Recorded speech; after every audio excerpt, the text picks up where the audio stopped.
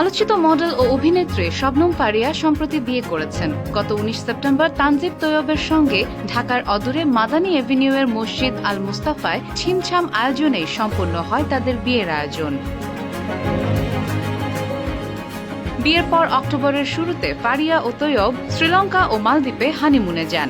সেখান থেকে তিনি একের পর এক ঘোরাঘুরির ছবি শেয়ার করছেন সামাজিক যোগাযোগ মাধ্যমে। মালদ্বীপে যাওয়ার আগে শ্রীলঙ্কা থেকে পোস্ট করা এক ছবিতে ডলফিন দেখার অভিজ্ঞতা শেয়ার করে কিছু সমালোচনার মুখেও পড়েন তিনি।